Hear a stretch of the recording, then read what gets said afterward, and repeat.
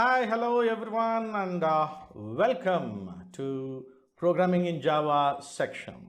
I hope you have completed the previous section and completed all the hands-on exercises. And welcome to this section where we will look at some programming aspects and some elements associated with Java programming and look at exploring Java programming building blocks in terms of data types. It could be literals, variables, etc. And also look at arrays. So there are different elements that are lined up in this particular section and a lot of hands-on exercises as well. And I hope you enjoy this particular section. And I have one request. Please ensure you complete all the chapters in this section in one sitting. This ensures you have the continuity in your study and ensure you're able to make sense of what has been discussed in every chapter, because some of the all chapters that we have lined up in this section will have kind of a continuity, and it would be easier if you complete everything in one go, including the hands-on exercises. It's very important that you complete all the hands-on exercises given in this particular section as well, as usual. All right, so with this, let's get started with the first chapter, which is about lexical grammar, where we will discuss about the building blocks of Java programming language. So every language will have its own specific building blocks and grammar. So we'll try and understand the building blocks and what are those, like identifiers, keywords, literals, white spaces, separators. So there are various elements. And of course, there are various chapters lined up in this section where we will get into the details of these building blocks as well. And once again, welcome to this section, and I hope you enjoy learning in this particular chapter.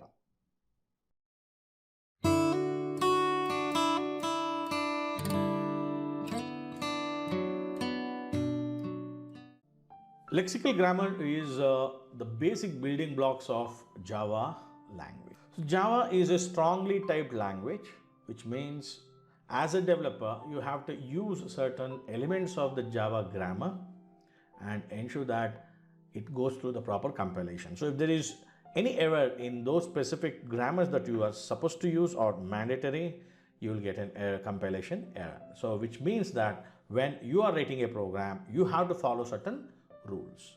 And there are various elements of this particular grammar which are discussed in this particular chapter. So let's take a look at them. So first thing is identifier.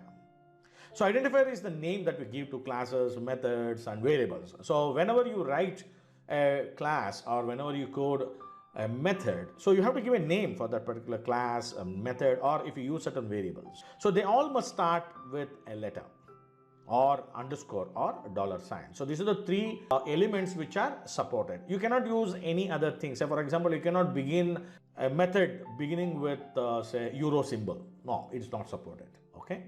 And after that, it can be followed with letters or digits or underscores, dollar signs. So these are some of the elements which are supported when we talk about creating an identifier for your Java program. Next is about keyword. Keyword is nothing but a reserved form of a word which is the foundation of Java language. Since Java is a compiled language, the compiler has reserved certain keywords. For example, class itself is a keyword. If, else, return, void, like that, you would have seen a sample program that we discussed in the previous section. So here we see that it is very important to use that particular keyword, and you cannot have a variable declared in that particular name. I cannot have a variable called class. It is not valid. It will throw an compilation error. So this is very important. So we'll discuss about keywords in detail in the later chapter in this section. Next is about literals. Literal is nothing but a constant value. So there are different types of literals that are supported in Java, like you have integer literal, floating point literal, boolean, and string literal.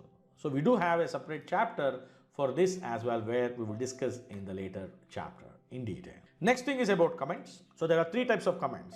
So in the previous section also, we had discussed about the concept of comments that are supported in Java. So Java supports a single line comment, and we do have multi-line comment basically begins with slash star or a forward slash star and star forward slash, and finally we do have a documentation comment. So as a programmer, it is very important, very much important, that we write our program and also comment and use this particular different types of comments to ensure that we give clarity to what we have written, so that anybody else, like my another colleague who is basically part of my team, wants to understand my program, so these comments will be helpful, so which is very much important. Next is using white space. Java does not have any indentation rule. So literally you can basically write the entire program. For example, if your program is having, say, or a method is having, say, around 10 lines of code, you can put all the 10 lines of code in one single line. Absolutely, it works. Only thing, you have to separate every line of a Java program with a semicolon. So you have to terminate with semicolon, which we talk about that in the separators. But apart from that, there is no hard and fast rule that it should be in the next line. However, it is very important that we need to have a program, or we need to write a program which is understandable and more easier to follow. For that purpose, we recommend indenting the code. So it is more about a format that we typically choose, but it is not mandatory. Only thing is that whenever we have a character and a keyword, for example, if you're using a keyword, say some specific class, and then you want to give the name of the class, so then there is a mandatory white space which is basically required between the tokens, so which is very much important. Also, if you have two variables you're representing, for example, right, so ensure that you have a space in between. So that is a very good important thing. In addition to this, you have tab, new line, form fade. So all these different types of characters can be basically included for representing your program, which has no effect on the code per se in Java. Next is about different separators we see in Java. So we do have semicolon, which is nothing but a termination for a particular Java statement. So every statement of your program in Java should end with a semicolon. So keep that in mind. Next is use of comma. So if you have multiple variables in your program and you want to define, say for example, int is a type, again int is a keyword, all right, and you have a variable a comma b comma c, so which is a separator for different variable declaration that you want to put. So also when you are chaining statements inside a for loop statement, so there is a separate type of statement called loop statements, and for statement is one of the statement. We'll discuss that in the later chapters, and there also we use comma. Next is using dot or period. So period is basically used again for separating package names and sub package names. For example, if I have a package, so com.abc.example blah blah blah, so you can basically use dot as a separator.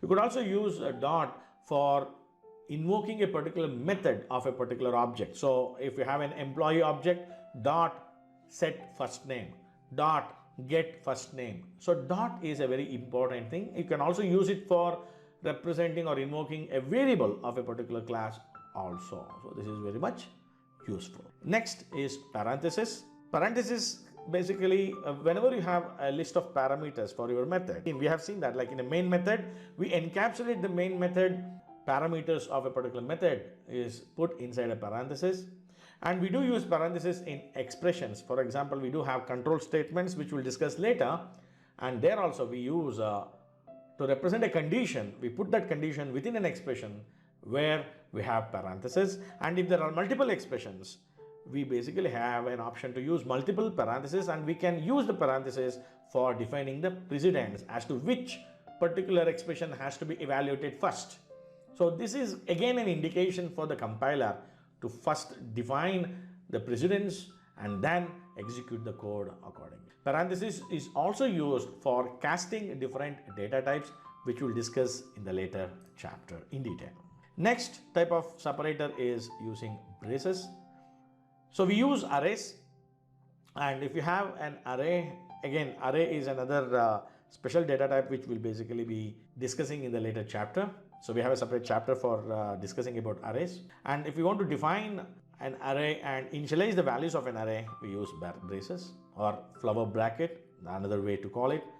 And if you want to define a code block, multiple lines of code, you want to put them in one single block, we again require braces. If you have multiple lines and it is not put inside a braces, it would be separate blocks. So code blocks are very important, especially when you are using control statements. So we'll discuss that also later. All right, so now let's look at square brackets. So brackets are used again for declaring array types and dereferencing array values. We'll discuss these details in a separate chapter down the line. Okay. And in functional programming of Java, we use colon, which is used for a method or a constructor reference in functional programming in Java. So functional programming is again an advanced concept. We will discuss that in the later courses.